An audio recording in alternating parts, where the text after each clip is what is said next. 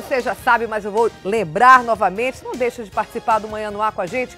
Se você quiser fazer reclamação, denúncia, tem aí algum assunto que você gostaria de ver no ar, algum flagrante, é só gravar uma mensagem de áudio ou de vídeo e enviar pra gente no nosso WhatsApp, que é 992258767, ou pode também postar na nossa página do Facebook. Aproveita, vai lá e também dá uma curtida, que a gente fica super feliz, super alegre com você.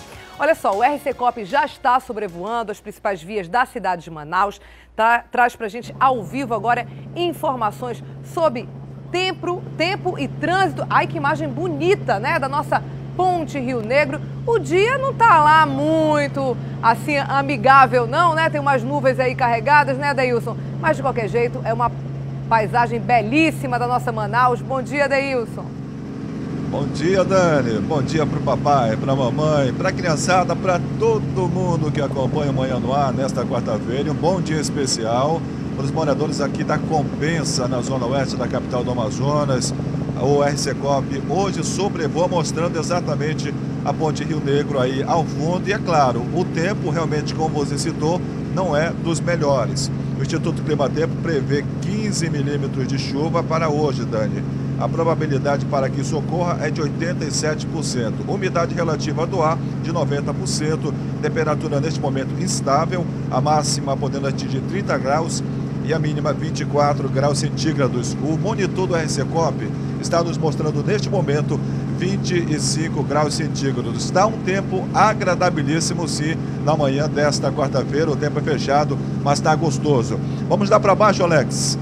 A gente vai mostrar aqui o movimento da Avenida Brasil, aqui na zona oeste da capital do Amazonas. Por enquanto, Dani, para quem vem ali da Ponta Negra, no sentido Compensa, no sentido centro da capital do Amazonas, a Avenida Brasil, como a gente mostra neste exato momento, é uma ótima opção para quem sai aqui da Ponta Negra, para quem sai da Compensa em direção ao Boulevard, em direção ao centro da nossa cidade. O trânsito está tranquilinho por enquanto, Dani.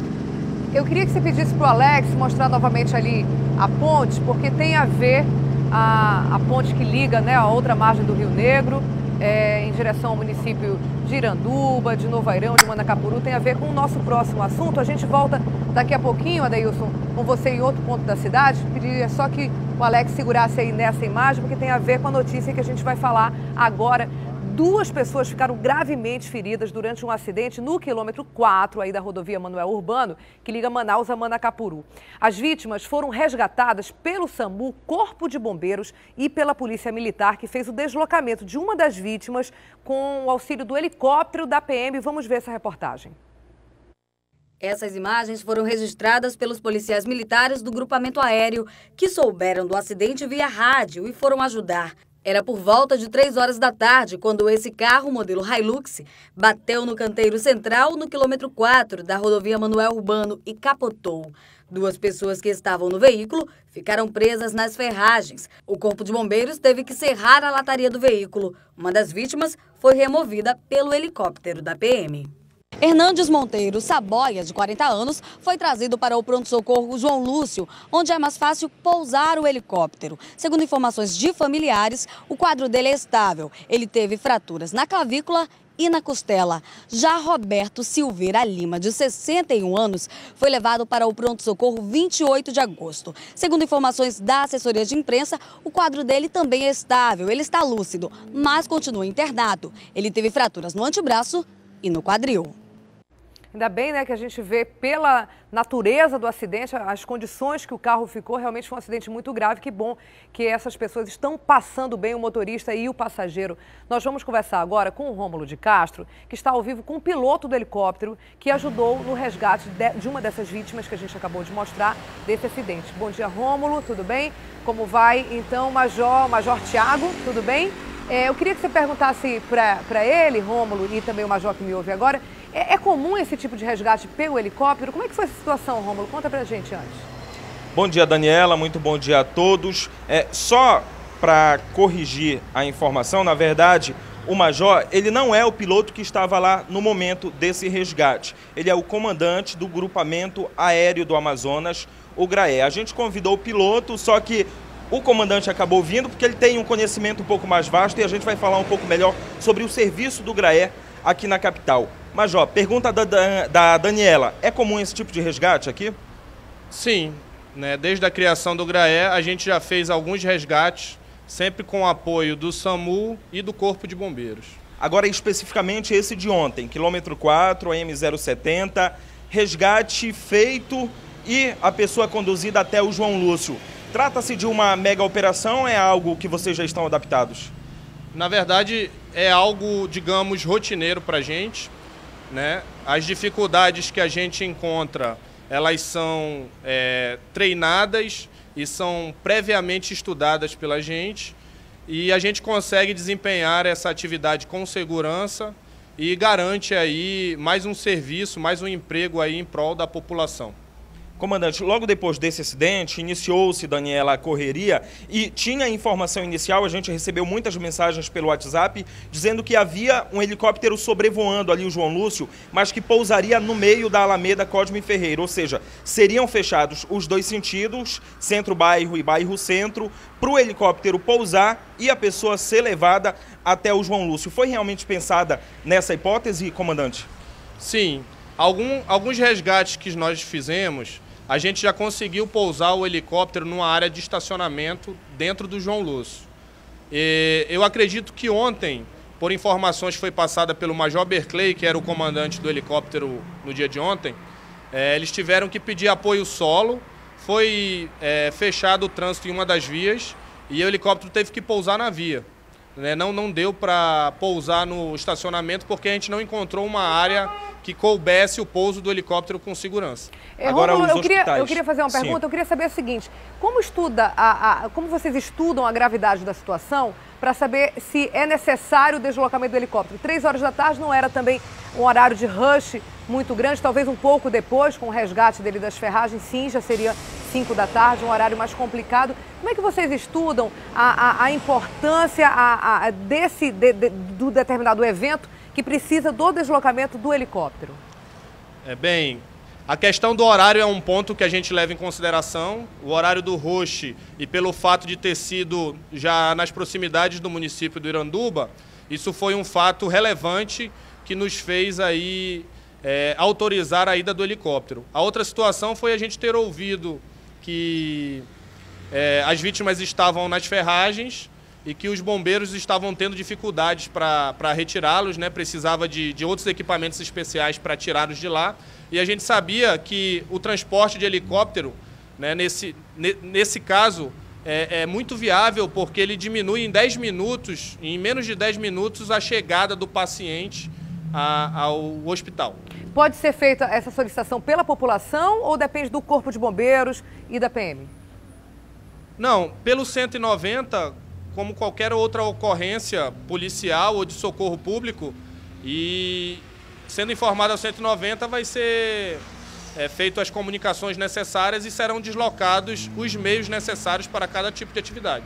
Ok, comandante, muito obrigado pelas informações. Só para encerrar, Daniela, o comandante me disse ainda há pouco que Manaus precisa ainda ter uma adaptação melhor em relação aos helipontos, o local onde pousam esses helicópteros. O João Lúcio, por exemplo, não tem, mas o Hospital da Zona Norte, que está em fase de conclusão, e também o Hospital Universitário Getúlio Vargas, que está em reforma, terão esses dois pontos para o pouso adequado de helicópteros aqui na capital. Que bom para todos nós da população. Muito obrigada, Rômulo de Castro falando ao vivo, também ao Major Tiago, que comanda aí essa operação toda feita por helicóptero de resgate. E a manchete do jornal A Crítica de hoje fala também sobre crimes de trânsito. Impunidade é a palavra de destaque da reportagem, que fala sobre acidentes que acabam caindo no esquecimento das autoridades. Só no primeiro trimestre desse ano, 86 pessoas morreram no Amazonas, gente, vítimas da imprudência de alguns maus motoristas. A manchete é da Luana Carvalho e quem traz os detalhes pra gente é o editor executivo da Crítica, André Alves.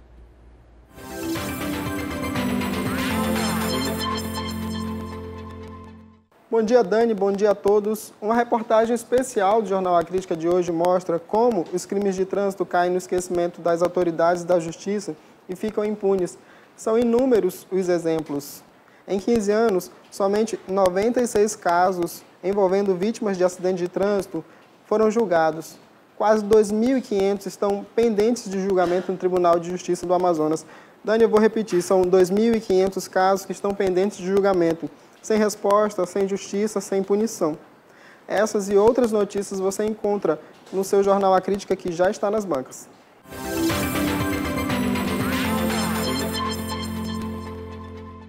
Enquanto isso, as famílias ficam esperando um retorno, não tem esse retorno, já ficam sem o ente querido e ainda por cima não veem os culpados sendo punidos. Parabéns aí à equipe da Crítica, não só por falar desse tema, que às vezes cai no esquecimento, inclusive da própria imprensa. Parabéns, embora seja uma notícia trágica, realmente uma capa belíssima aí da equipe da Crítica. Parabéns pela diagramação também.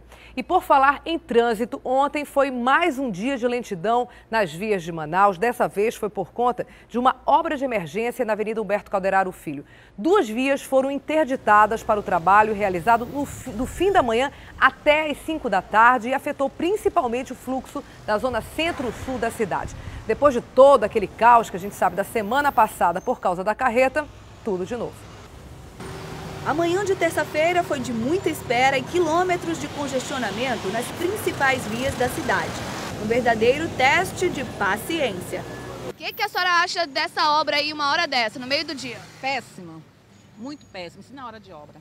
A lentidão no fluxo se estendia pelas avenidas adjacentes. Até quem passava pela Djalma Batista sentia os efeitos do trânsito. O motivo de todo esse congestionamento foi essa obra aqui no início do viaduto na Avenida Humberto Calderaro.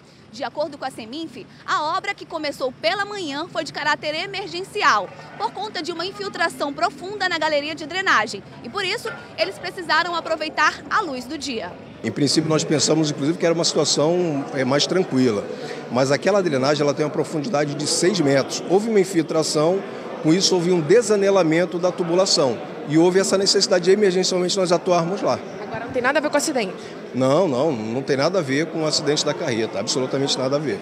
Não poderia ser uma hora pior do que essa. A hora do trânsito que mais dá carro é essa hora. Quanto tempo a senhora está nesse trânsito? Minha amiga tem aproximadamente 1 hora, dali do Manaus para cá, simples assim. Então a gente quer parabenizar pela mobilidade que Manaus está nos permitindo, né? A obra foi concluída por volta das 5h30 da tarde, antes do prazo previsto pela Prefeitura. Mas ainda assim, o trânsito continuou lento nas redondezas e só foi normalizado a partir das 6 horas. Ninguém faz nada, só querem cobrar imposto, IPT o cara, IPB a cara, ninguém faz nada. A gente paga um preço caro. E a reclamação tem fundamento. Os motoristas sofreram com a cidade parada na última quinta-feira, quando uma carreta tombou no mesmo viaduto, causando um verdadeiro caos no trânsito. O acidente aconteceu durante a manhã, mas o contêiner que estava na carreta só foi retirado do local no fim da noite. E o prefeito Arthur Neto convocou na tarde de ontem uma entrevista coletiva para falar sobre mobilidade urbana. Durante o encontro com a imprensa, ele anunciou que as audiências públicas sobre o assunto vão começar, e é bom que comecem mesmo, porque ninguém aguenta mais, prefeito e autoridade de trânsito, a cidade do jeito que está. Vamos ver a reportagem. O prefeito Arthur Neto admitiu o atraso na entrega do plano de mobilidade urbana, que deveria ser entregue em abril, para então receber os recursos do governo federal. Mas, segundo ele, isso não deve deixar Manaus de fora. Uma vez entregue o plano a qualquer momento, se passa a ficar habilitado a receber recursos do governo federal. É uma sutileza, mas essa é a realidade. Eu tenho um estudo aqui feito pela NTU que apenas 30% das cidades conseguiram chegar num projeto concluído. A preocupação, a pressa de concluir, a gente poderia ter concluído, mas mal feito.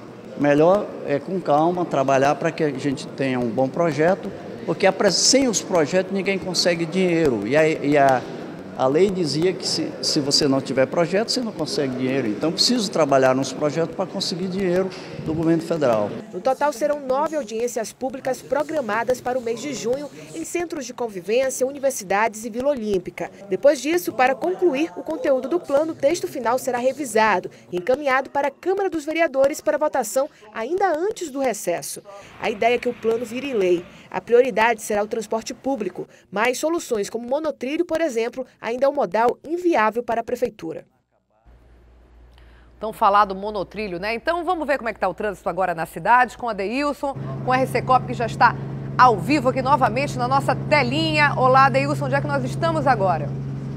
Aqui na Max Teixeira, a popular estrada da Cidade Nova, Dani. Mais especificamente, a gente vai fechar mais ali, Alex, só para mostrar a saída aqui da Estrada do Manoa. A gente está mostrando aí que neste ponto, onde o Alex está fechando aí, é a bola aqui da saída do Manoa, que liga exatamente a Francisco Queiroz, que é a Estrada do Manoa, a Max Teixeira, que é a Estrada da Cidade Nova. Por aqui, Dani, para quem sai ali do Manoa, tem que ter um pouco de paciência, porque o fluxo de veículos nessa localidade, o fluxo é muito intenso. Então, o condutor que sai aqui da Cidade Nova tem que ter um pouco de paciência. Por aqui o trânsito já é um pouco mais complicado, um pouco mais lento, devido exatamente à liberação do fluxo de veículos para quem vem ali da Francisco Queiroz, da Estrada do Manoa, que vai entrar também aqui na Max Teixeira. Por aqui o trânsito é bastante intenso, na Max Teixeira nos dois sentidos, mas fluindo com bastante tranquilidade por enquanto na manhã desta quarta-feira, Dani. Quer dizer, ainda é a melhor opção, né? A gente vê que está lento, mas os carros estão andando, o ônibus, ainda é a melhor opção, né, Adeilson? Ainda é a melhor opção, sem dúvida nenhuma, para quem sai da Cidade Nova e também para quem sai aqui da Francisco Queiroz. Aqui embaixo a gente mostra aí, essa aí é a Francisco Queiroz, a popular Estrada do Manoa. Por aqui o trânsito é bastante intenso, sim, mas ainda fluindo em direção ao Max Teixeira, sem dúvida nenhuma. A Estrada da Cidade Nova ainda uma boa opção do condutor que sai da Zona Norte em direção a Torquato Tapajós. Dani. Obrigada, Deilson. Valeu por enquanto. Daqui a pouco a gente volta com você em outro ponto da cidade, ao vivo do RC Coop. Agora a gente vai mudar de assunto. Você costuma usar polpa de fruta para fazer suco aí em casa ou, quem sabe, na sua lanchonete? Então é bom ficar atento, gente. Ontem o Departamento de Vigilância Sanitária interditou uma fábrica de polpa de frutas no bairro Mauazinho, na zona leste da cidade. Após denúncias, os fiscais foram até o local e constataram a falta de condições mínimas de higiene no local. Que absurdo! Na entrada da fábrica já era possível ver a sujeira. Nos depósitos de armazenamentos de frutas foram encontrados sucos e restos de polpas espalhados pelo chão.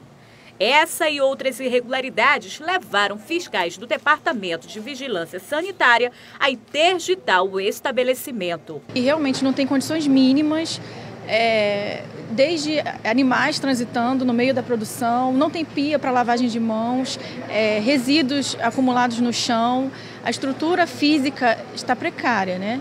A direção da empresa foi notificada e terá um prazo para apresentar defesa. A primeira vez que deu esse problemazinho foi agora, foi só falta mesmo, na verdade, de descuido da gente mesmo. Você sabe como é trabalhar com a gente, né? Descuido, não foi nada, mas amanhã está tudo organizado de novo. Hoje mesmo a gente vai entrar com a defesa e amanhã ela volta a funcionar, se Deus quiser. Mesmo assim, a Vigilância Sanitária faz um alerta para quem for comprar polpas de frutas ou alimentos. Verificar a procedência e verificar se ele tem registro no órgão competente, que no caso é o MAPA, né? E verificar também o prazo de validade e a polpa, ela deve ser, lembrando, né, que a polpa ela deve ser vendida sempre congelada.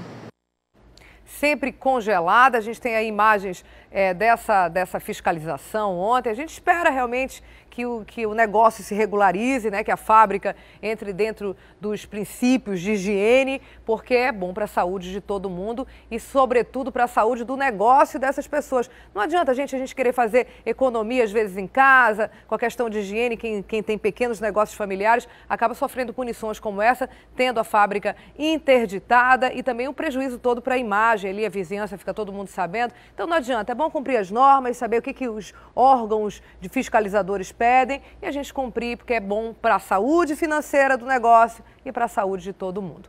Para denunciar casos como esse, é só ligar para o Departamento de Vigilância Sanitária no 0800 092 0123. Vamos agora ao vivo com o estúdio da Rádio A Crítica, conversar com Wilson Lima e Adriane Diniz, que já estão me ouvindo pelo jeito. É isso, meninos? Sim, bom sim, dia. já estamos. Tudo bem? Tudo O que vocês trazem aí de discussão na rádio? O que vocês estão comentando nesse momento na 93.1? A gente vai falar agora do Zé Roberto da Compensa. A gente falava ontem ontem que ele ganharia o benefício da prisão domiciliar para se tratar de uma cirurgia que havia feito no joelho. Só que a Justiça reconsiderou essa decisão e as autoridades policiais conseguiram convencer que a transferência do traficante José Roberto, que tem 42 anos, está preso desde 2009, seria uma operação de guerra. Isso porque o benefício que ele tinha conseguido na Justiça daria o direito dele ficar em casa com o controle da tornozeleira eletrônica, mas a polícia considerou que fazer a transferência do José Roberto para a casa dele seria uma operação de guerra, uma vez que ele é considerado um dos principais traficantes da cidade, líder da facção criminosa Família do Norte, e havia possibilidade tanto de uma fuga, de alguém tentar tirá-lo de casa e ele sumir do mapa, ou então de alguma outra facção rival ir lá e de repente tentar alguma coisa contra o Zé Roberto. Essa é a imagem que a gente vê agora. O Zé Roberto, ele foi preso em 2009, é considerado líder de facção criminosa, e ele pediu esse benefício da prisão domiciliar com monitoramento de tornozeleira eletrônica para poder se recuperar durante 30 dias de uma cirurgia no joelho que foi realizada no último fim de semana. Adriane, fora os riscos que os próprios PMs que estariam ali fazendo a fiscalização em torno da casa dele estariam correndo, né? Como você falou, tanto de pessoas de comparsas da mesma facção criminosa, quanto de uma rival. E a gente ontem comentava isso, a preocupação do policial que tivesse que ficar de guarda lá na frente da casa do Zé Roberto. Custo para o Estado, né? Um custo gigante, custo grande, de aquilo. E tinha que ter uma mega operação para conseguir fazer essa transferência e mantê-lo em casa. E por isso a Justiça reconsiderou essa decisão e ele vai ficar, por enquanto, lá no Compage mesmo, se recuperando por lá. E você, Wilson Lima, o que traz de novo para a gente? Daniela Sayag, a gente vai falar aqui sobre a proposta para aprovação da Lei Orgânica da Magistratura, a LOMAN. A proposta que está sendo apresentada pelo Supremo Tribunal Federal. A gente sabe que o magistrado ganha bem, né? E eu tenho aqui como parâmetro o salário que é pago em São Paulo do último concurso. Do último concurso, um magistrado começaria a carreira recebendo R$21 mil. Só que, Daniela Sayag, se essa proposta for aprovada, isso daí vai ser só um detalhe. Imagina você, R$21 mil vai ser apenas um detalhe na composição do salário do magistrado. Isso porque há uma série de benefícios que estão sendo colocadas nessa proposta. Inclusive aqui, o Ricardo Lewandowski, que é o presidente do Supremo, defende que os magistrados devem ter 60 dias de férias com pagamento de salário base. Tem também uma outra proposta aqui defendida por ele, que deve haver passaporte diplomático, auxílios para alimentação, moradia, creche e educação para os filhos entre 6 e 24 anos, plano de saúde, extra de até 20% do salário para pós-graduação e até 3 subsídios com auxílio mudança, pagamento de auxílio transporte na falta de carro oficial e extras até por participação em banca de concursos. Isso é o que defende o Ricardo Lewandowski. O Luiz Fux já defende também que o Congresso Nacional não mais decidiria sobre os salários dos magistrados. Quem decidiria isso seria o Supremo que determinaria o valor que deveria ser aumentado os próprios salários. Isso, inclusive, para juízes de primeira instância. Porque juízes dos estados. Isso daí vem de cima para baixo, né? E aí todo mundo acaba sendo equiparado. Né? É um efeito cascata. Agora, nesse caso, Wilson, dá quase que o dobro, né? É quase Sim. um outro salário. Ou mais. Ou mais até, né, Adriane? É porque eles podem, de acordo com essa proposta, chegar até o 17º salário de benefícios. E tem, por exemplo, o pagamento de faculdade, de pós-graduação, para o magistrado, para o filho dele, até 24 anos. Fora o salário, que já é grande, que daria para arcar com essas despesas. A gente comentava ainda há pouco, era uma espécie de casta, se fosse na Índia, eles seriam os Brahmanes e nós os Dalits, né? Eles teriam os benefícios todos ali e a gente ficaria, a gente como já está, né? Ficaria da mesma forma e eles teriam mais autonomia do que já têm. Eles iam determinar quanto ganhariam, de não ultrapassar o teto, mas juntando todos os benefícios ultrapassaria e muito, né? E isso, se passar essa proposta, eles mesmos vão decidir quanto vão ganhar. E como é que está essa discussão? Ela passa, não passa? Qual é a opinião de vocês? Aí eu não sei, né? É difícil o que sai da cabeça de juiz, hein? Pode se esperar qualquer coisa. Cabeça de juiz e barriga de mulher antes da ultrassonografia, dizia aquele ditado, né? Ninguém sabe o que vem. A gente espera realmente que eles repensem, porque mas, assim, comparado com o que a gente tem na educação do povo brasileiro de modo geral, realmente é incompatível. E vai ser uma justiça muito cara, né? Se isso de maior fato, e mais cara. Se de fato isso for aprovado. Obrigada, meninos. Daqui a pouquinho a gente volta com vocês ainda nessa edição. Até já. Até já. E você que está acordando agora e mora na zona leste e norte da cidade, gente, se prepara. Amigo, porque hoje vai faltar água. Uma parada no sistema de produção do Proama vai atingir os principais bairros dessas duas zonas e o serviço só deve voltar a funcionar no fim do dia. O Rômulo de Castro traz os detalhes para a gente. Rômulo, já começou essa interrupção ou ainda não? Daqui a pouquinho, Daniela, você de casa acompanhando ao vivo agora o Manhã no Ar, liga a torneira, põe o balde, a bacia lá embaixo, capta o que puder o máximo de água, guarda, porque até 5 horas da tarde, interrupção. De 8 da manhã às 5 horas da tarde, de acordo com o Proama, este é um serviço que tenta agilizar um trabalho de restabelecimento da manutenção que está sendo realizada em uma subestação hidrelétrica da capital. No total, 40 bairros nas zonas norte e leste de Manaus. O Proama não informou com exatidão quantas pessoas serão afetadas com essa interrupção, mas pelo que a gente conhece aquela área ali, cerca de 200 a 300 mil pessoas serão afetadas diretamente. Esses 40 bairros estão distribuídos nos chamados macrosetores da Nova Floresta, Jorge Teixeira, Mutirão, Cidade de Deus e do setor São José. Se você tiver alguma dúvida, quiser saber detalhadamente quais são esses bairros, que horas realmente vai voltar essa água, tirar alguma dúvida, entra agora na nossa página na internet, no facebook.com/Manhã no Ar, que a gente está atualizando momento a momento a informação para você aí de casa. Quer outra informação mais direta com o call center da Manaus Ambiental? Pode ligar agora mesmo, porque o serviço é 24 horas por dia, de acordo com a instituição. Você liga para o telefone 08.920-195, 08.920-195, número aparecendo agora aí na sua tela. Recado dado, capta o que puder de água e vamos aguentar até 5 horas da tarde, né, Daniela? Tocar a vida, né? Fazer o quê? Obrigada, Rômulo. Vou pedir para a produção para a gente dividir tela agora, que eu queria conversar com o Márcio Azevedo, que está em outro canto da cidade e que traz informações para a gente da área da polícia. Bom dia, Márcio. Quais são as informações na manhã desta quarta-feira?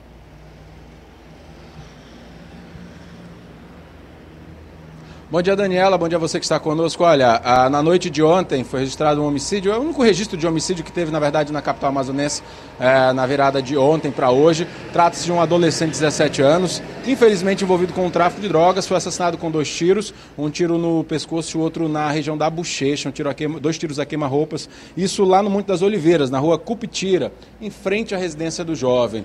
Ontem, quando a polícia esteve ao local, o pai conversou com os policiais e disse que, infelizmente, o filho dele era envolvido com tráfico, trabalhava para os traficantes, consumia droga, e aí o resultado foi esse. O pai disse que por inúmeras vezes tentou fazer com que o filho saísse desse mundo, mas foi em vão. E agora, infelizmente, vai ter que hoje sepultar esse jovem. O outro caso aconteceu aqui na área central de Manaus, onde nós estamos no bairro da Praça 14, na Zona Sul. Ontem à noite, na Avenida Leonardo Malcher, olha a audácia, um adolescente de 17 anos, acompanhado de um outro rapaz de 19 anos, estavam em uma moto, pararam num semáforo ali no cruzamento da Leonardo Malcher e foram abordar o motorista de um carro. O que eles não faziam ideia era que o motorista era um tenente da Polícia Militar que estava paisana, estava fora de serviço.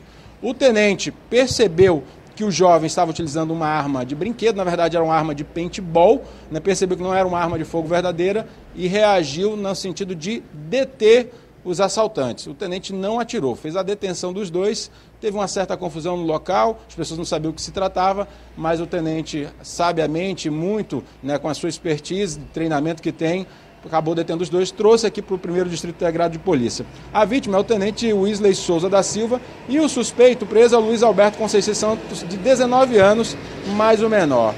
O delegado que fez o flagrante desse caso está aqui comigo, o doutor Paixão, e ele me falava o seguinte: esse rapaz preso, doutor Paixão, ainda não tem passagem pela polícia enquanto maior. Porém, enquanto menor, a situação dele já é bem suja, né? A ficha criminal dele. Bom dia. Bom dia. Essa é a triste lógica do sistema. Pessoas que a polícia conhece, reincidentes habituais, como menores infratores e depois como maiores, na triste conduta delituosa, habitual. E desta feita, por sorte da sociedade, a vítima era um policial militar que reagiu. E nessa oportunidade, o autor do crime ainda estava na companhia de um menor, como de costume na maioria dos delitos que a gente vê na cidade de Manaus. Doutor, quantas passagens esse rapaz, que hoje é maior, mas enquanto menor, já tinha? Eram 5 passagens registradas, ou seja, um velho conhecido da polícia enquanto menor infrator, e agora vai continuar a sua prática delituosa na condição de maior também. Pois é, mas agora na condição de maior, como é que chega para o judiciário? Ele chega como réu primário? Ele é um réu primário, bons antecedentes, já que suas passagens na condição de menor em nada influenciam na condenação e na pena. Como é que ficou a situação dele? Como é que você autuou ele? O que aconteceu com o menor? Por sorte da vítima, foi mera tentativa de roubo. Eles estavam com simulacro de arma de fogo muito próxima à nossa pistola .40, de uso restrito da polícia, e foram flagranteados ambos, menor e o maior, pela tentativa do roubo. E provavelmente o menor será liberado na companhia dos pais, o responsável legal, e o maior será conduzido para a cadeia pública e responderá na medida em que chegar o procedimento ao setor da justiça. Doutor Paixão, muito obrigado pelas informações. É isso aí, Daniela. Como o delegado falou, um criminoso já contumaz na prática, mas infelizmente a lei diz que enquanto menor todos os crimes que ele cometeu deixam de existir quando ele completa 18 anos, voltou a delinquir, voltou a cometer um crime. Por sorte do bandido, o tenente da Polícia Militar não atirou, não acabou tirando a vida dos dois, que ele poderia fazer numa reação para evitar ter sido assaltado, mas ele foi preso, como disse o delegado, o menor provavelmente vai ser solto ainda hoje, o maior segue mais tarde para a cadeia pública Raimundo Vidal Pessoa. Daniela. Obrigada, Márcia Azevedo. Ainda bem, né, que o tenente teve essa atitude, era um homem treinado, consciente e viu que tinha condições de desarmar, né, essa arma que era de brinquedo e não atirou, não agrediu essas pessoas que o estavam agredindo. Parabéns aí pela atitude do tenente. E a polícia apresentou na tarde de ontem 7 pessoas do Conselho Comunitário da Zona Leste de Manaus suspeitas, gente, de estarem enganando os moradores e comunidades do interior. O Márcio Paz Barreto conta essa história pra gente. A prisão das 7 pessoas aconteceu na segunda-feira por volta de 5 horas da tarde. Eles são acusados de cometer crime de estelionato a moradores aqui do bairro Colônia Antônio Aleixo. De acordo com a polícia, eles cobravam uma quantia, um valor estipulado para fazer alguns serviços, como cadastramento, para receber benefícios do governo federal, inclusive para aqueles possíveis dependentes do soldado da borracha. Foi constatado que estava sendo cobrada uma quantia aí de R$10 e 1 quilo de alimento de moradores não só daqui da área da colônia, como também de municípios, de outros municípios. Eles também passaram na calha do Rio Madeira, comunicando os moradores de lá. Haviam várias pessoas aqui. Na data de ontem, foram distribuídas mais de 200 senhas para comunitários. Mais de 100 pessoas já haviam sido atendidas, ocasião que a doutora Tatiana, juntamente com a equipe do 28º DIP, viu aquelas pessoas, conversou, procurou saber quem já haviam pago esse valor. Ocasião que foi dada a voz de prisão a todos os 7 membros do conselho que estavam presentes, foram conduzidos. 13 pessoas já compareceram aqui e já prestaram esclarecimentos. Mediante agora a divulgação da imprensa, nós acreditamos que mais vítimas vão comparecer, procurar o 28º DIP. Obrigado pelas informações. Eles vão responder, todas essas 7 pessoas vão responder a 4 crimes: estelionato, falsidade ideológica, associação criminosa e concussão. O perigo pode estar na esquina, num consultório de dentista sem habilitação e a gente nem imagina. O Conselho Regional de Odontologia recebeu, nos últimos 18 meses, mais de 200 reclamações de pessoas que foram atendidas por falsos dentistas ou acadêmicos que ainda não têm autorização para consultar. Um problema que pode gerar consequências gravíssimas, gente, e que precisa ser, sim, denunciado. Para falar sobre esse assunto, nós estamos recebendo hoje, aqui no Manhã no Ar, o presidente do Conselho Regional de Odontologia, o João Franco, para conversar sobre esse assunto. Muito bom dia, doutor Franco. Bom que dia, bom recebê-lo aqui no Manhã no Ar. Ok, um prazer todo nosso. O CRO, que é o nosso Conselho de Odontologia, e a classe odontológica se sente muito honrada e agradece o apoio da rede de comunicações através da TV A Crítica para nos dar esse impulso no sentido de nós conscientizarmos e esclarecermos a população com relação a esses falsos profissionais. Eu agradeço novamente a sua participação, mas antes de começar a conversar, eu queria mostrar para o senhor e todos que estão em casa também uma reportagem preparada sobre esse assunto pela nossa equipe. Vamos ver. Imagina você entrar em um consultório e encontrar um ambiente assim. Paredes com infiltração, equipamentos sem a mínima condição de higiene. Cenas que são mais comuns do que a gente pode pensar, principalmente nas periferias da cidade. Esse homem que prefere não ser identificado se arrepende de não ter procurado um dentista. No meu caso, eu cheguei lá, arranquei tudo. Eu deitava tudo. Antigamente, né? Você não tinha esse negócio de botar a parede, esse negócio todinho. Ele já tramelado, eu digo, rapaz, arranca isso aí tudinho. Aí arranquei para não sentir mais dor de dente. O atendimento por falsos dentistas pode gerar problemas graves. O primeiro é o risco de pegar doenças como tuberculose, hepatite e até doenças sexualmente transmissíveis e AIDS, por causa da falta de esterilização dos aparelhos.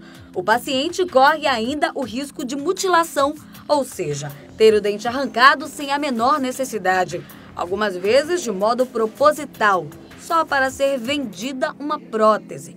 Dependendo de como for feita a extração, pode haver ainda lesão grave na boca e infecção, uma das principais causas de câncer bucal.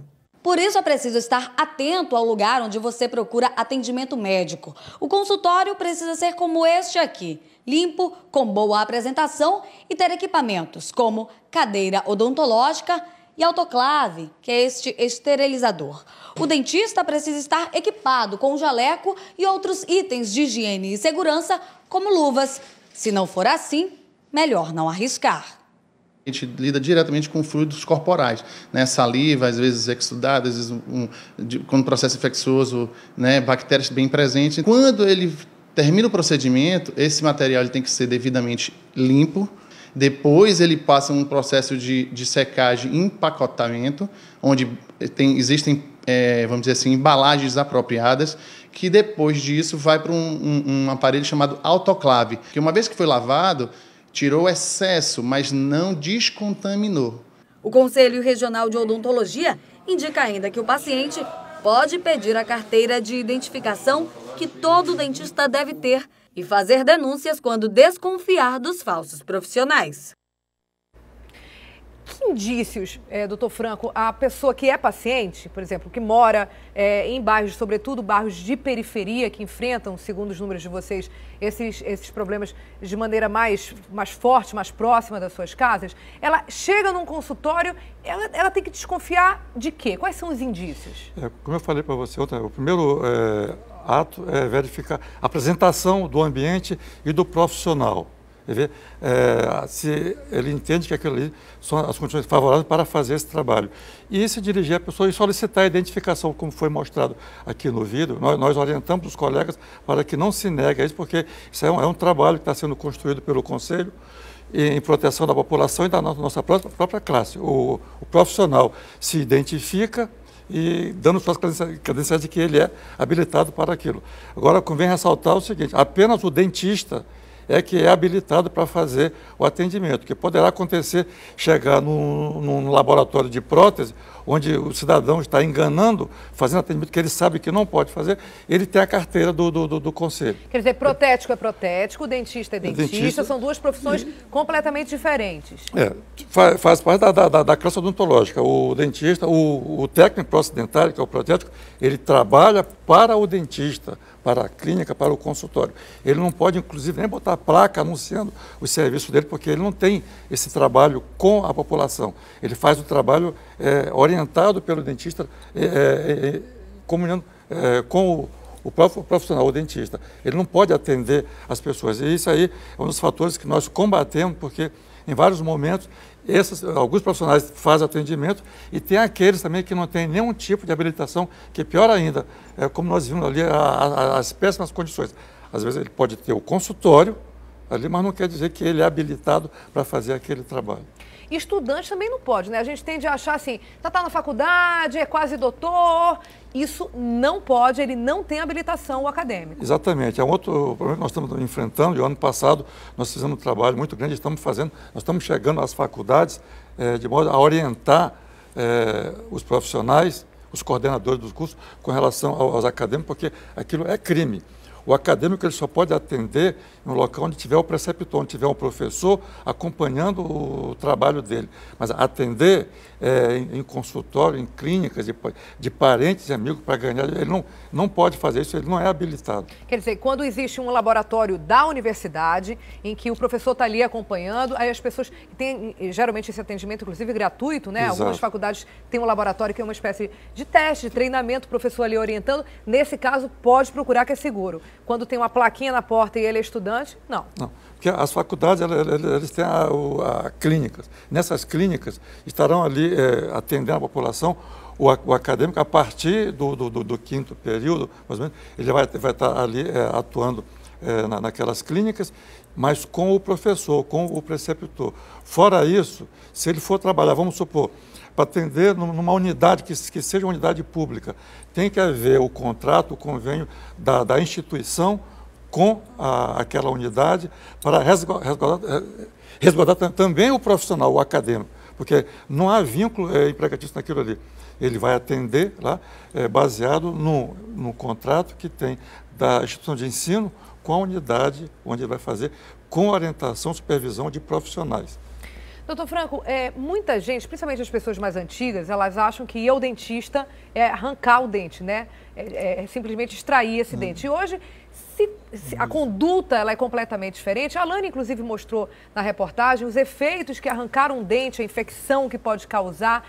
Eu queria que o senhor, já está na reportagem, mas eu queria que o senhor falasse mais detalhadamente sobre isso. Assim, chega no dentista, ele de cara já quer arrancar o seu dente, também é um motivo para desconfiar. Não existe mais espaço para isso hoje. A odontologia avançou muito, a extração dentária só ocorre se houver realmente indicação para aquilo ali. O dente já está comprometido, uma cárie muito avançada e não tem realmente possibilidade de recuperar aquilo ali. Fora isso, existe o tratamento endodôntico, que é o tratamento de canal, e a restauração do dente em si. Portanto, não cabe hoje o problema da extração. E é isso que nós combatemos, porque essas pessoas, os práticos, eles não têm essa formação. Então, chega o paciente ali, está com dor de dente, então eu vou extrair seu dente, vou fazer uma prótese que acaba o seu problema. Muito pelo contrário, começa um problema mais sério, que é o problema de saúde, porque ele não tem nenhuma formação, não tem preparo, não tem os devidos cuidados de biossegurança. Trabalhar, como mostrou o colega, doutor Maurício, o consultório todo com instrumentais ali esterilizados para poder fazer aquele tipo de trabalho sem o menor risco de causar alguma doença para o paciente. Além do que, a mutilação, extrai o dente, aquilo ali é irreversível, não tem retorno. Vai fazer uma prótese, as condições que foi feita aquilo ali já é um problema. E a prótese em si poderá também ser, porque uma prótese mal feita, mal adaptada, vai ficar causando problema, machucar, ferir, ele volta lá com o cidadão e vai dizer, não, é assim mesmo, tem que acostumar. Não existe isso. Se fazer uma prótese e acostumar com a dor, não tem. Eu vou fazer um tratamento para melhorar minha autoestima. Então eu tenho que estar em condições. Agora, eu faço uma prótese, eu pago, e eles cobram caro. e coloca aquilo ali. Quando eu vou comer, eu não posso, eu tenho que tirar para poder fazer minha alimentação. Isso não existe, não é essa conduta. Não. Doutor Franco, esse é um assunto tão sério que hoje vocês vão fazer uma reunião agora às 10 horas da manhã. O que vai ser discutido essa reunião, com quem e o que vocês pretendem ao fim dela?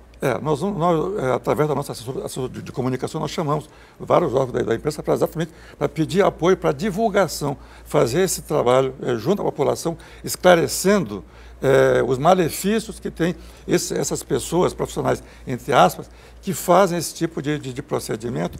E, Daniel, hoje, o índice de câncer bucal é muito grande. E um dos fatores que leva é isso, essa mutilação das pessoas, o procedimento cirúrgico que foi feito de forma inadequada, que vai levar a uma infecção e vai levar a um problema lá adiante, que ele não sabe como resolver aquilo. Né? Quer dizer, 200 notificações em cerca de 1 ano e meio é bastante grande, mas eu imagino que tem muito mais gente que deve se encontrar com esses maus profissionais, esses falsos profissionais, e não chegam a denunciar.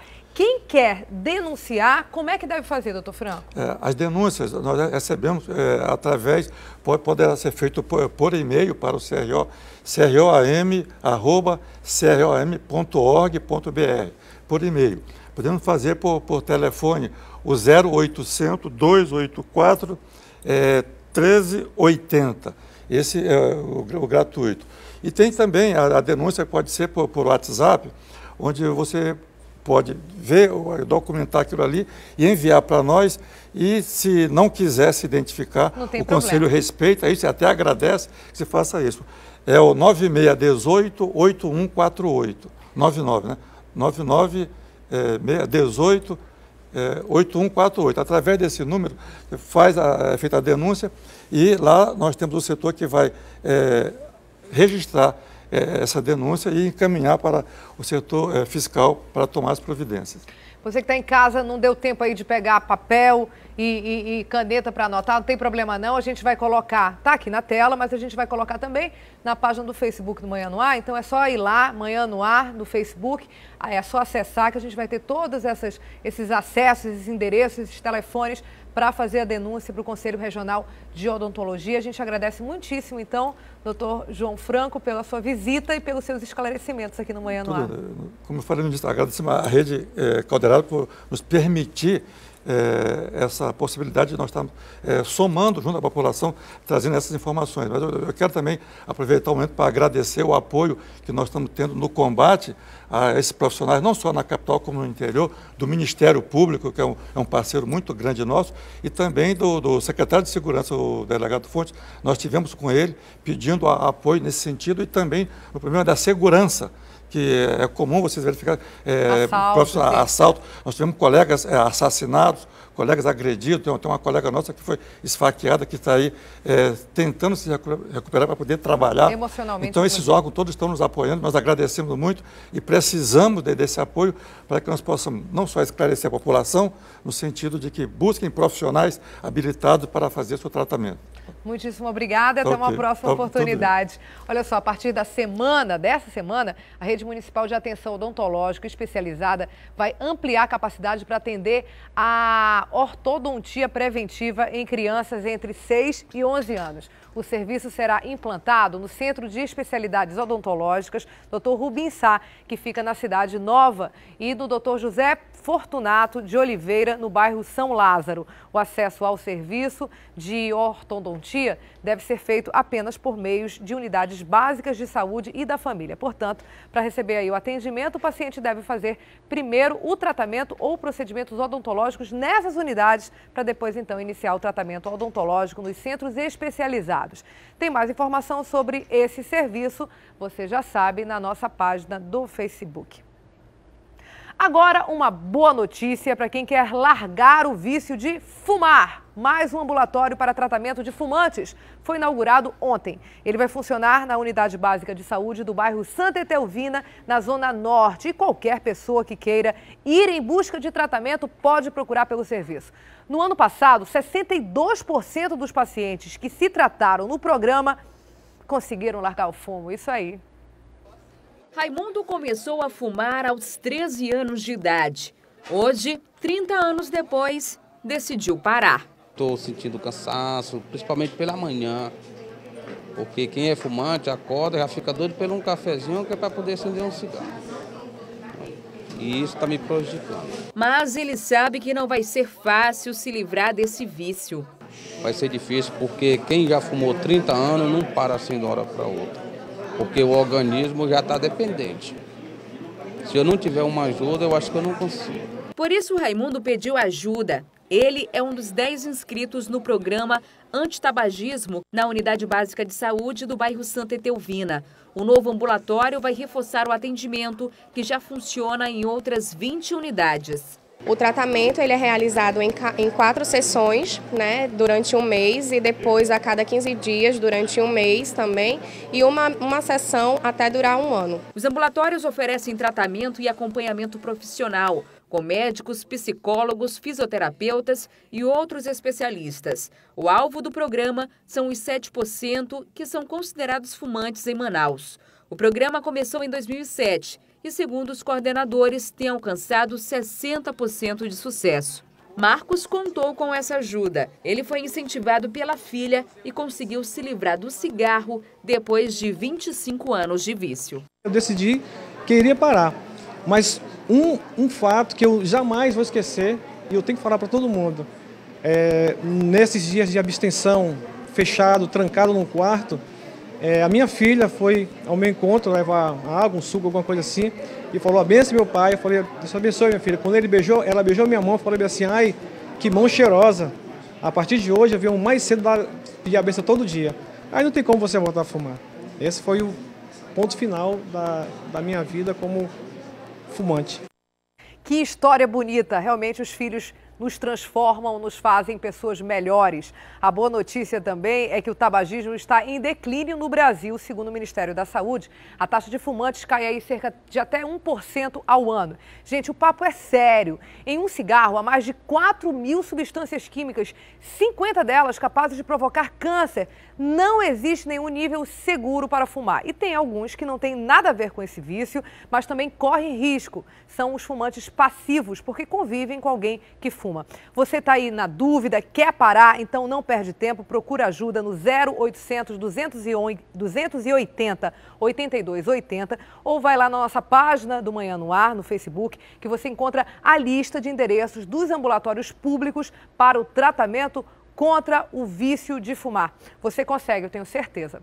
Vamos voltar então a ver como é que está o trânsito da cidade com Adeilson Albuquerque. Bom dia de novo, Adeilson. Onde é que você está agora, neste momento?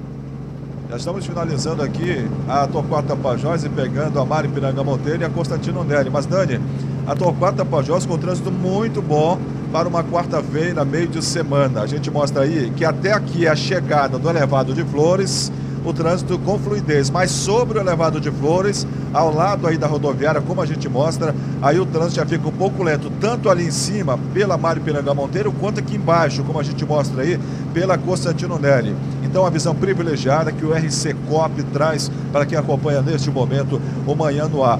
A mais a gente comparando a Maripiranga Monteiro e a Constantino Neri, é claro que aqui embaixo a Constantino Neri, ela apresenta um trânsito muito melhor, com mais veemência. Então, quando o Toque vai sair de casa, vai pegar um trânsito muito bom na Torquato Tapajós e bem melhor também aqui pela Constantino Neri. Agora, já aí, ó, pela Maripiranga Monteiro, principalmente sobre o viaduto Ayrton Senna, como a gente mostra aí, que antecede a Assembleia Legislativa, o trânsito é lento sobre o viaduto Ayrton Senna, mas depois dele a gente mostra aí, ó, já com mais fluidez, principalmente em frente à Assembleia Legislativa, como a gente mostra aí, Dani.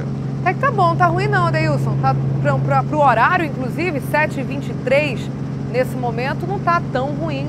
Geralmente a gente mostra aí nesse horário um trânsito pior do que a gente vê. É isso então por hoje, né, Adeilson? Muito obrigada a você, ao Alex Gomes e também ao comandante Robson, que traz as informações sempre atualizadas, ao vivo, em cima do lance, ao vivo, sobrevoando a cidade de Manaus. Obrigadíssimo, gente. Até amanhã. Valeu, Dani. Um abraço forte em nome de toda a nossa equipe e até amanhã. Tchau, tchau. Tá chegando o vídeo do nosso telespectador. A reclamação é do Clécio Araújo, lá do bairro Jorge Teixeira 4. Vamos ver. Olá. Olha aqui, estamos filmando aqui a Rua Zero aqui. Olha a situação aqui da Rua Zero aqui. Olha por onde as crianças passam para ir para a aula, olha. Aqui um monte de lixo aqui, olha as crianças subindo aqui, ó. Neném, dá pra passar por aí, neném? Cuidado pra não cair, tá? Vem por aqui, pra esse lado aqui, ó. Pra você não cair. Olha só a dificuldade aqui, ó. Olha aí, ó. As crianças subindo aqui pelo meio da sarjeta aqui, porque não tem asfalto. Olha aqui, ó. Olha aí. Vem por aqui, neném. Aqui, ó. Pronto, vai passando aí.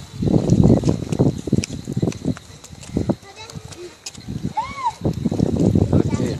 A situação aqui. Esse então é o vídeo mandado pelo Clécio Araújo lá do Jorge Teixeira. É realmente uma situação muito difícil. Tudo que envolve criança, a gente acaba ficando bem emocionada mesmo. Obrigada, Clécio, pela sua iniciativa de fazer o vídeo Mandar Aqui Manhã no Ar. Lógico que a gente vai mostrar às autoridades, a gente vai mostrar, inclusive, esse vídeo e também as outras matérias a respeito desse assunto no Jorge Teixeira, de infraestrutura no Jorge Teixeira, no Alô Amazonas. A gente vai mandar uma equipe lá, mostrar isso para as autoridades, para tentar dar um jeito aí, porque realmente é uma situação até perigosa para as crianças que estão aí tentando ir para a aula. E o Detran Amazonas apreendeu 25 motos e 3 carros praticando pega na Avenida do Turismo, zona oeste da cidade. Dá para imaginar que uma altura dessa do campeonato, de respeito à vida, todo mundo falando tanto em ações perigosas, em violência, ainda tem gente que arrisca a própria vida, a vida de outros em ações como essa. Essa ação do Detran aconteceu na madrugada da última segunda-feira e os veículos que transitavam em alta velocidade foram flagrados após denúncias recebidas através do WhatsApp do Detran e do aplicativo Detran Tá Na Mão. Os moradores daquela área informaram ao Departamento de Trânsito que havia perturbação ali no local com gritaria, moto fazendo arrancadas bruscas. A maioria dos veículos apreendidos estava com documentação irregular, claro, quando erra tudo, né? Os condutores foram autuados por estarem sem capacete e sem carteira de habilitação.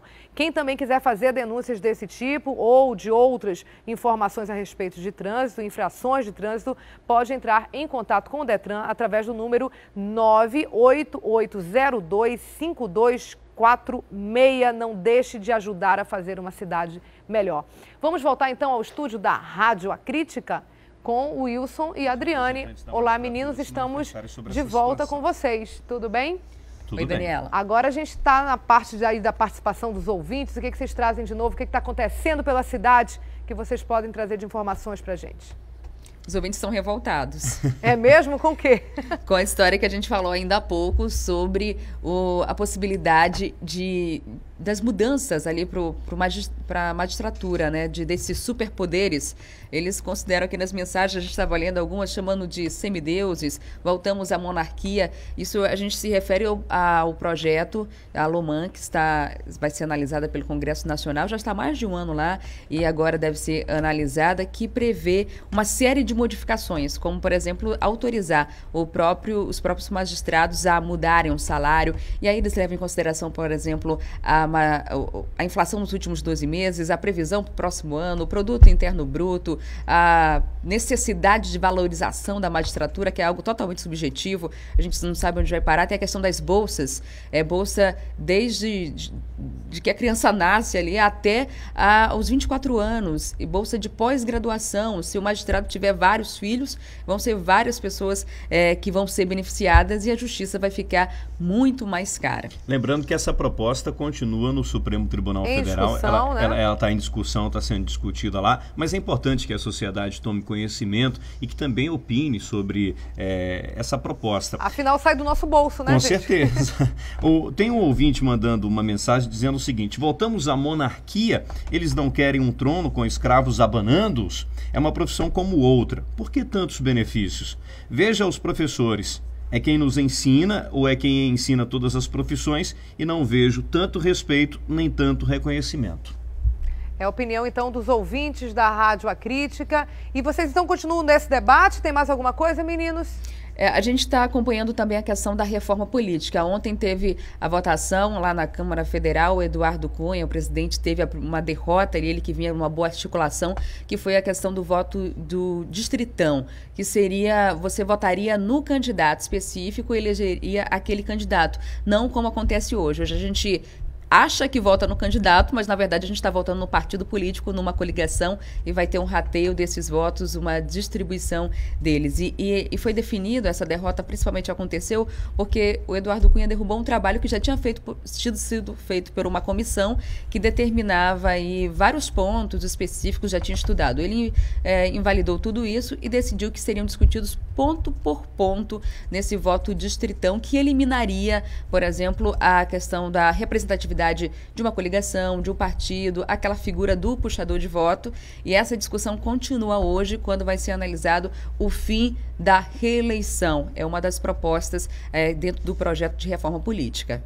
E a história do financiamento privado também foi derrubado. Obrigada, meninos. A gente... Ô, Dani, fala, rapidinho. Wilson. Desculpa. Eu quero saber se eu posso tocar uma música aqui no Manhã no Ar. Pode. Posso? Qual é a música? Solta aí, Frank, por Qual favor, é a música.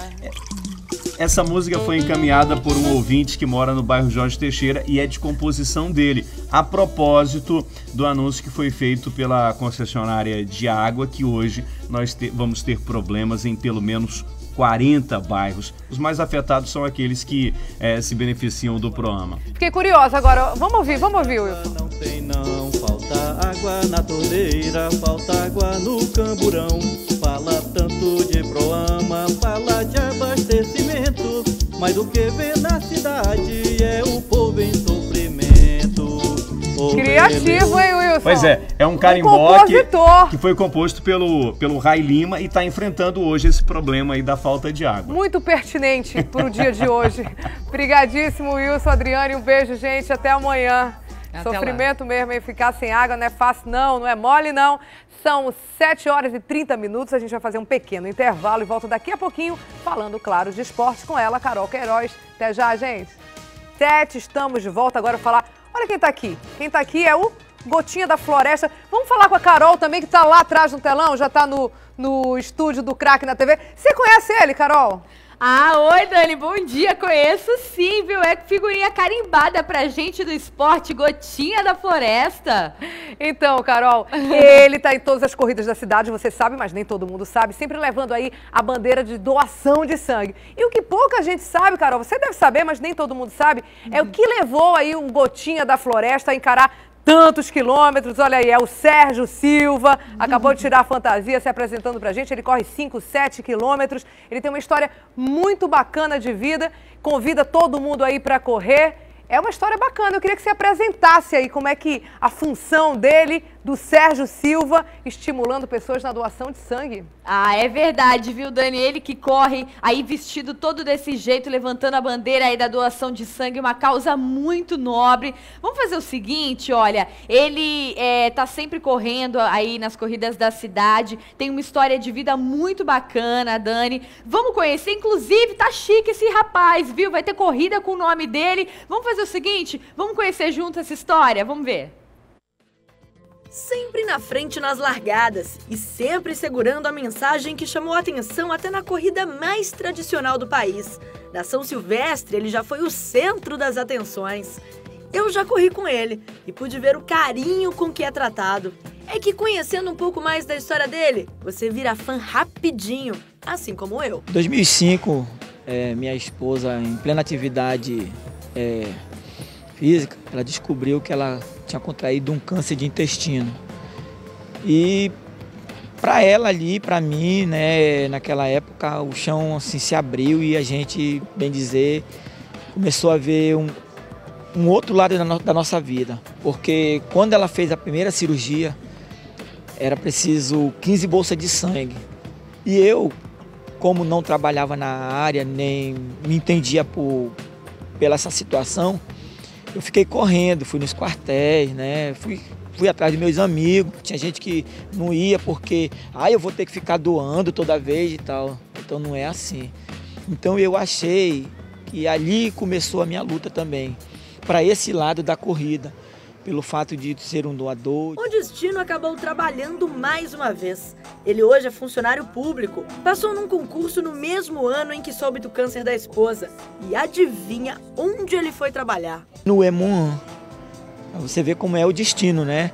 E foi ali que tudo se agregou. Foi quando mais uma vez os meus olhos se abriram para ajudar o próximo.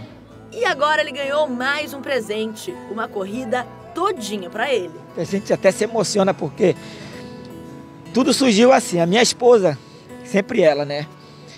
Ela falando no WhatsApp, ela disse: oi, é o Gotinha das corridas. Aí surgiu um do outro lado e disse: que? Corrida do Gotinha?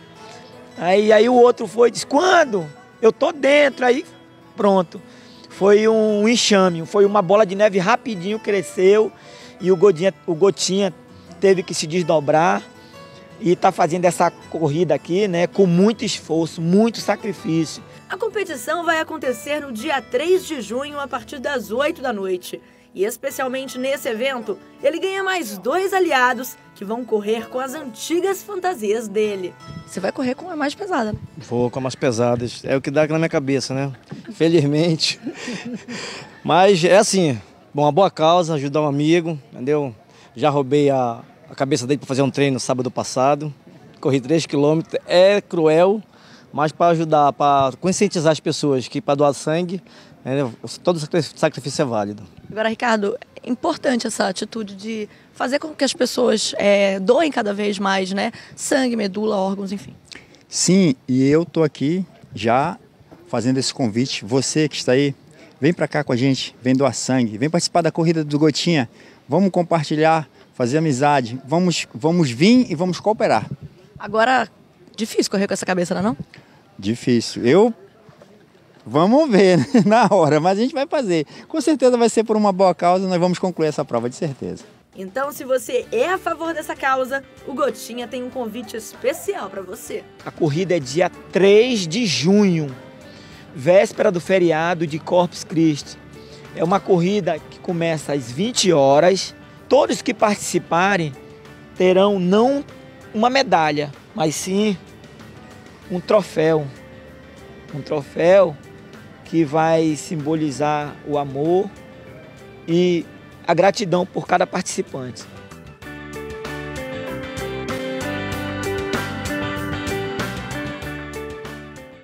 Dani, nem preciso falar a importância que tem essa corrida. Você viu a história do Gotinha da Floresta com a esposa dele, né? Uma causa legal. nobre. É o nosso Gotinha da Floresta aqui não é o Gotinha da vacina, é o Gotinha da doação de sangue. É a gota de sangue, né? Tem muita gente que me perguntou, mas por que gotinha? Não tem a ver com vacina? É a gota de sangue. Não, Cada é a gota de sangue é importante para salvar uma vida. Isso, ele né? passou uma situação aí tão delicada com a esposa, precisando da doação de sangue, e até hoje defende essa causa, né? Uma causa tão importante. O sangue é uma coisa que é sempre preciso. A gente sempre tem que doar sangue. É uma coisa que o banco de sangue sempre tem que estar sendo renovado. Então aí, ó, dia 3, marque aí na sua agenda, tá? A gente que aí, ó, tá devendo aí um lance de corrida, eu não esqueci não, tá, Dani? Já vamos aí se preparando. Pois é, olha, ele me convidou ali, a gente estava com a presença virtual dele, ele não estava de fato aqui no estúdio, era de maneira virtual, me convidando para correr. Ontem foi o Wilson. Gente, eu tô achando que vou ter que correr mesmo, tá todo mundo aí, é um complô isso? O que é? Tá vendo? Não, a gente tá aí, ó, todo mundo interligado, tá? O negócio é o seguinte, tá vendo aí corrida? Essa é uma boa iniciativa, né? Aí juntando aí, ó, doação de sangue, uma causa super nobre mesmo. E aí juntando esporte com uma causa dessa aí, ó, tá tudo em casa, maravilhoso. A do Gotinho ainda não vou conseguir não, uma semana é pouco para se preparar. Lá para julho, aquela que o Wilson falou no dia 5 de julho. Mas a Adriane que já corre, vai anotar essa na agenda dela, tenho certeza. Beleza. Olha, Dani, agora eu vou falar do anúncio feito pela Prefeitura sobre o UFC Manaus. Depois da diretoria do evento negar que tivesse certo, né, para o UFC acontecer aqui no primeiro semestre de 2016, o prefeito Arthur Neto esclareceu como andam essas negociações. Rolou uma polêmica, né? Vamos ver o que ele falou. Estão, assim, muito interessados. O que acontece? O UFC não aceita dinheiro público, o que é uma coisa boa, porque nós também não despenderíamos dinheiro público nisso. Então nós procuramos uma empresa, estamos trabalhando assim silenciosamente nisso há vários meses. Procuramos a empresa Nine. A Nine teria espaço para vender para patrocinadores e nós teríamos o UFC prefeitura lucrando a divulgação de Manaus e a vinda de turistas para cá. Eu imagino que num episódio desse, quando a gente realmente concretizar, eu espero que a gente concretize a boa vontade de todas as três partes, a gente vai vir para cá 400, 500 jatos americanos, porque eles vão ver, é só fazer um card bom, vai interessar bastante. Eu sinto que para eles e para nós, isso é muito bom para a Nine também, falta Manaus, falta fazer no coração da Amazônia, na metrópole da Amazônia. Enfim, né? Vamos ver como é que vai ficar essa situação, a gente vai acompanhar. É isso aí, Carol. O que mais que a gente tem aí de notícias do esporte? Olha, para atletas do tênis de mesa começaram a embarcar para o brasileiro da modalidade, mas um ficou por aqui para treinar um pouquinho mais, viu? Fábio Santos quer conquistar aí mais um título para ir em busca de um sonho ainda maior. E o Santos é um dos 7 mesatenistas amazonenses que vão disputar o Campeonato Brasileiro. Quando não divide o treino com a equipe, o paratleta utiliza o lançador automático de bolas. A tecnologia ajuda a não perder tempo, afinal a competição vai reunir atletas de alto nível. É um evento que é feito em 2 etapas, essa agora do Rio de Janeiro individual e dupla, e no final do ano equipe. Sendo que o Campeonato Brasileiro, quem conseguir ficar entre os 3 primeiros ganha um benefício da Bolsa Atleta do Governo Federal, que é um benefício de mais ou menos R$1.000 durante um ano. Então é um bom benefício para um atleta compensar o seu esforço durante um ano, ganhando valores do governo federal. O tênis de mesa foi uma alternativa que Fábio encontrou para superar uma tragédia do passado. Fábio sofreu um acidente de carro quando tinha 15 anos. A partir daí a vida seguiu com adaptações. Depois ele conheceu o tênis de mesa e não parou mais. O paratleta já foi campeão brasileiro 3 vezes, conquistou outros títulos estaduais e em 2013 foi convocado para a seleção brasileira. Hoje o atleta está entre os 3 primeiros do ranking brasileiro, na categoria classe 5. Mas ele ainda tem outro objetivo para alcançar. Que se concretize a vaga para o Pan-Americano, onde leva para a Olimpíada do Rio. O meu maior objetivo é esse, o sonho e o objetivo como meta, como atleta de alto rendimento. Alguns integrantes da equipe já pegaram um avião, mas Fábio decidiu treinar um pouco mais aqui. Ele deve embarcar rumo à Cidade Maravilhosa nesta quarta-feira, em busca do 4º título de campeão brasileiro. Tá certo, boa sorte para todo mundo então. Dani, vou ficando por aqui. Amanhã eu tô de volta com mais esporte aqui no Manhã no Ar, tá bom? Marcado, a gente espera, Carol. Beijão, até amanhã. Beijo, até amanhã. Tchau, tchau. Logo mais tem o programa Hoje em Dia. Vamos ver então quais são os destaques de hoje. Bom dia, Renata Alves. Bom dia, Daniela. Oi, Manaus. O que você faria se visse uma criança sozinha na rua? Teria diferença se ela fosse branca ou negra? Câmeras escondidas revelam as atitudes das pessoas. E mais, tem histórias incríveis no quadro Estação Rodoviária. Você não pode perder, hein? Até mais! Eu adoro essas histórias aí da Estação Rodoviária. Até mais, gente. O assunto agora é Festival de Parintins. Eles dão o tom da floresta, o tom da festa, vozes potentes, poderosas, alma das toadas. A interpretação das letras leva muita gente às lágrimas ou a pular de emoção. Eles são os levantadores de toadas. A Micaele Cevalho conversou com o Davi Assayag e o Sebastião Júnior, que contaram para ela as histórias e a emoção de representar cada bumbá na arena. Olha aí o nosso Irapuru da Amazônia e o nosso imperador Davi. Vamos ver. A gente está aqui no Lago do Macurani, um dos mais tradicionais e mais conhecidos de Parintins, e eu estou numa ótima companhia, Davi Assayag, que vai contar pra gente um pouco da história dele e principalmente, Davi, que momento é esse da tua carreira? Foi um momento de realização já nesse festival, já praticamente há 25 anos. Tudo que aconteceu na minha vida eu devo a esse festival e essa terra maravilhosa que é Parintins. A gente está numa casa linda, na beira desse lago. Eu queria que você falasse de quem é essa casa. E essa casa do meu querido José Carlos, que está vindo aqui comparecer com a gente aqui. Esse rapaz que é meu pai musical dentro da toada. Está chegando ali o José Carlos, já bem bacana. Vim cantar a toada, preparei minha tribo, no ouvido o grito da vaqueirada. Chegou e quem foi quem te trouxe pro boi esse rapaz? O Davi abraçou o boi, abraçou a toada e nós fizemos o primeiro disco do Caprichoso. E com ele foi um sucesso absoluto. Daí foi onde o Davi realmente foi o rei Davi. Tá? Uma voz ímpar da Amazônia. Davi, você saiu do Garantido, Foi pro Caprichoso, já fazem 5 anos isso? Eu fui pro Garantido em 94. Permaneci 15 anos no Garantido. E voltei pro Caprichoso em 2010. Esse ano estou fazendo 5 anos no Caprichoso, onde já pretendo também encerrar minha carreira por aqui também, pelo Caprichoso. Vou entrar numa parte meio pessoal. Não tem como falar de Davi sem contar um pouco da história dele. Você está com 46 anos. Davi foi casado 6 vezes, Davi? Tem 6 filhos. Conta um pouco pra gente que a história se confunde com a lenda e com a realidade. Não, eu tenho 6 filhos, mas casei uma vez só. Que é o assunto da visão do Davi. O que aconteceu com você, Davi? Não, nasci normal, tive um acidente. Na verdade, perdi a visão com 19 anos, o total, né? E agora a gente fez uma troca de instrumentos aqui com esses dois.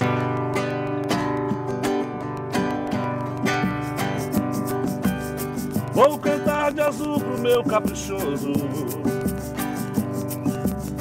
Vou emocionar o mundo. Vou brincar de boi. Ei, isso aqui é garra, isso aqui é raça. Somos pé-reché, isso é garantido. Sebastião Júnior, levantador de toadas do Garantido, é quem bate um papo com a gente a partir de agora. Você está morando onde? Bem, no momento eu estou morando em Juruti, na minha cidade, na minha terra natal, né? No Pará. Que fica bem próximo aqui Parintins, né? Mas a partir do dia 1º de junho eu estarei me mudando para Parintins para me preparar, né, para o festival desse ano. O Sebastião estreou há 5 anos atrás e logo na estreia ele já teve uma grande voz junto com ele, que foi a Daniela Mercury. Como é que foi? O que você sentiu a primeira vez que você entrou no Bombódromo e enfrentou a galera? Não consegui explicar até hoje, né, essa sensação, aquela emoção que eu tive lá na hora, no momento. E a Daniela do meu lado, a Daniela também nervosa, e falou para mim, olha Sebastião, essa é a oportunidade, né? Vai lá, faz o seu melhor. Você se divide aí entre Parintins e Juruti. Lá você era apresentador de uma grande festa. Como é que foi isso? Você ainda participa disso? Bom, eu já apresentei, já cantei. Desde que eu entrei no Boi Garantido, no ano de 2010, na verdade quando me anunciaram em 2011 como oficial do Garantido, eu entreguei o cargo de apresentador, né? O que teve de mais marcante durante todo esse tempo? O mais impressionante mesmo foi em 2010, na primeira noite do festival, a noite que eu entrei com a Daniela. E quando encerrou aquela noite de 2010, eu saí da arena ali e eu achei muito bacana a galera vir para o corredor aqui, descer da arquibancada, e a galera veio gritando o meu nome, né? Inclusive foi lá que saiu o Tião, né? Sebastião. A galera desceu para aquele corredor e quando eu ia passando com o Israel, na cima da arena, a galera toda gritando, né? Tião, Tião, Tião. Sou afro-ameríndio, caboclo, mestiço eu sou, a própria miscigenação. Tá aí o Sabá e o Davi já nos preparativos, reta final para Parintins. Todo mundo se vê lá dia 26 de junho, mas até lá muita água vai rolar e você vai ver todos os detalhes nos telejornais da TV A Crítica. Agora são 7h54, o Manhã no Ar termina por aqui. Lembrando que 11 tem Magazine, meio-dia Alô Amazonas e agora você fica com o Fala Brasil. Tchau, gente, até amanhã.